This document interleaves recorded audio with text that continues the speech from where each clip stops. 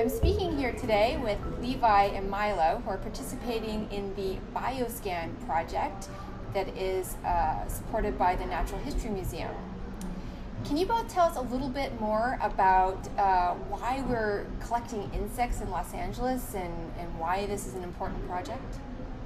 The BioScan project is a project where a bunch of traps have been set all around the LA basin. We're collecting a bunch of different data from the locations, and we're finding a bunch of different insects, some that have never been seen before, actually. Whoa! What does the insect look like? What would be the closest insect that we would relate to? Levi? Well, it basically looks like a fruit fly.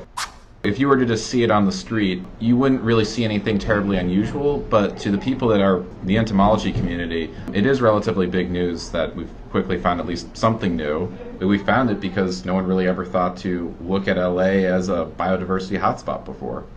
Well, I can't imagine why not. I live right by the river, and there are tons of insects here.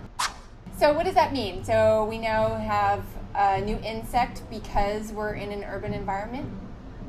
Well, it turns out human beings change the environment in ways that, while they may knock out some species, actually make an environment that's better for others.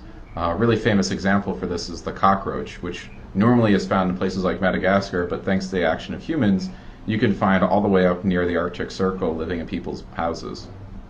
Because it's one of those things where we don't know what we don't know, nobody's really ever done a survey anywhere close to this resolution, let alone in a city, and for this length of time. So what's going to be really interesting is just, we don't even really quite know what we're going to find out, like how cities impact biodiversity. We may find something completely unexpected, but there are other projects that are related that we're also doing in the Natural History Museum, such as looking at what's happening to the wild bee populations and all the stuff like where have the bees gone. So whatever we may find may have something to do with that, or something completely different that nobody has even thought of. We don't really know a lot of what exists in an urban environment like Los Angeles, and it's an open question in science as to how cities impact biodiversity. And one of the ways we can measure biodiversity relatively easily is to capture insects across a city like Los Angeles over a period of a few years and see what insects live where and how changes in the urban environment are changing what lives in the city, and actually if it's evolving or not over time.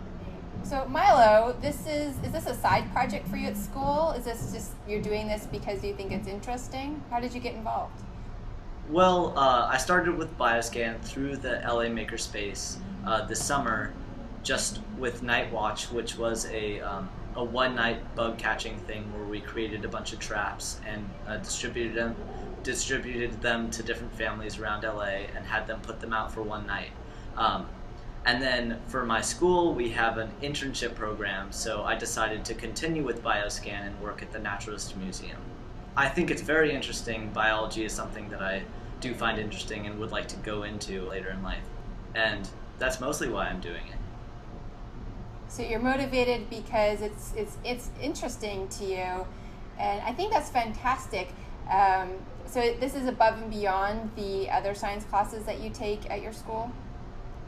Yes, definitely. I've never had anything like this in any of my classes, and it's stuff that I'm learning every day that I would have never learned before.